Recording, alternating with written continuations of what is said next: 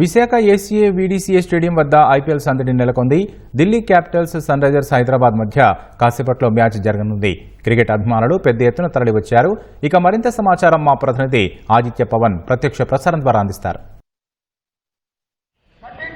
తెలుగువారి కొత్త సంవత్సరం ఉగాది పండుగ ఒకవైపు, మరోవైపు విశాఖపట్నంలో ఐపీఎల్ క్రికెట్ మ్యాచ్ పండుగ జరుగుతోంది. రెండు పండుగలను విశాఖపట్నం వాసులు చేస్తున్నారు. విశాఖపట్నం వాసులు మాత్రమే కాదు, మొత్తం క్రికెట్ అభిమానులంతా కూడా ఈరోజు ఏసీఏ వీడీసీఏ స్టేడియం చేరుకున్నారు. కొద్దిసేపట్లో ఐపీఎల్ ఢిల్లీ క్యాపిటల్ అలాగే సన్ రైజర్ హైదరాబాద్ జట్ల మధ్య మ్యాచ్ కింద సిద్ధమైంది. ఇప్పటికే టాస్ కూడా అయింది. సన్ రైజర్ హైదరాబాద్ టాస్ గెలిచింది. కొద్దిసేపట్లోనే మ్యాచ్ ప్రారంభమవుతుంది. అయితే ఈరోజు మ్యాచ్కి చాలా విశేషత ఉంది. విశాఖపట్నం స్టేడియం ఏసీఏ వీడీసీఏ స్టేడియంని ఢిల్లీ క్యాపిటల్ జట్టు ఇది హోమ్ గ్రౌండ్గా తీసుకుంటే, Visakhapatnam cricket player Nitish Kumar Reddy home town.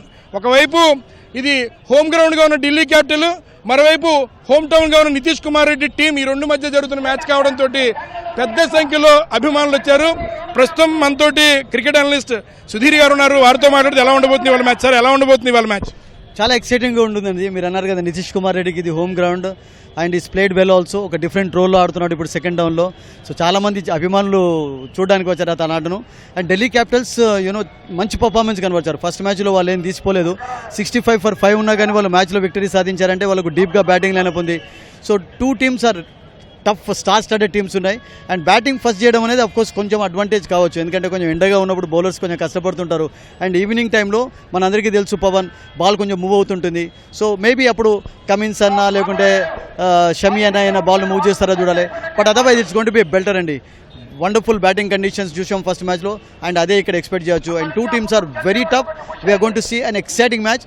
Ugadi రోజు ఒక రియల్ ఫెస్టివల్ అట్మాస్ఫియర్ ఉంది. వైజాగ్ స్టేడియం ఎలా ఉండబోతుంది? ఎందుకంటే వైజాగ్ స్టేడియంకి ఇంతకుముందు బ్యాటింగ్ పిచ్ ఇది. గతంలో కూడా మనం బీసీసీఐ మ్యాచ్లు జరిగినప్పుడు కూడా చూసాం. మహేంద్ర సింగ్ ధోని లాంటి వ్యక్తి కానించి రోహిత్ శర్మ కావచ్చు, విరాట్ కోహ్లీ కావచ్చు, ఇక్కడ మంచి బ్యాటింగ్ చేశారు. ఎలా ఉండబోతుంది వైజాగ్ పిచ్? అసలు ఇది చాలా మంచి బ్యాటింగ్ వికెట్ ఉంటుంది. ఎందుకంటే ఫస్ట్ మ్యాచ్లో కూడా 200+ స్కోర్ చూసాం మనం.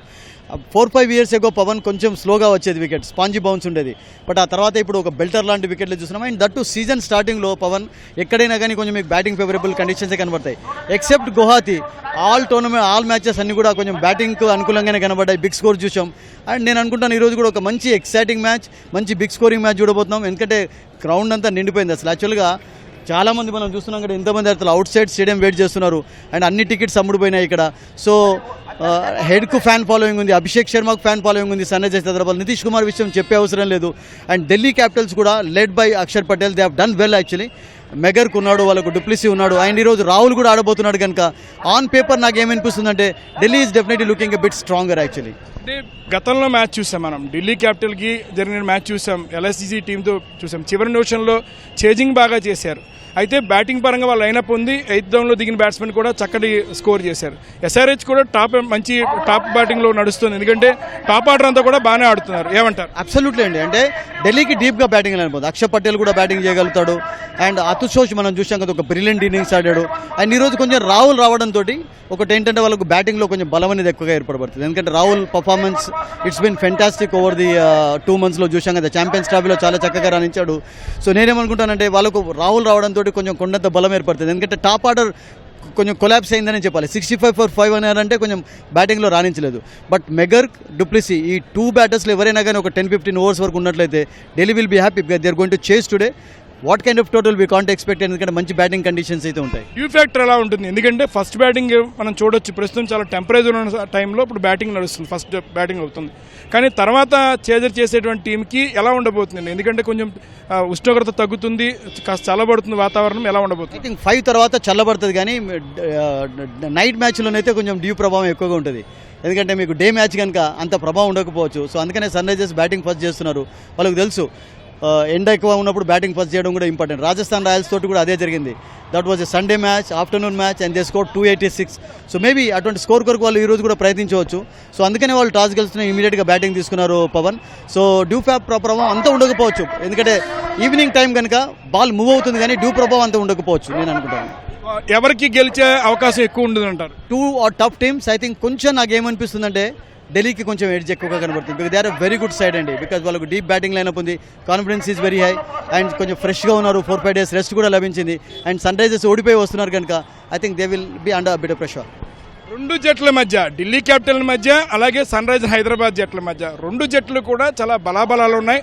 బ్యాటింగ్ లైనప్ బాగుంది, బౌలింగ్ లైనప్ బాగుంది. మొదటి మ్యాచ్ ఉప్పల్లో జరిగిన మ్యాచ్లో సన్ రైజర్స్ హైదరాబాద్ బ్యాటింగ్ ఆ స్థాయి కనుక చూసినట్టయితే చాలా గట్టి పోటీ ఇస్తారు. అలాగే ఢిల్లీ క్యాపిటల్ ఎల్ఎస్జీ మీద చేశారు.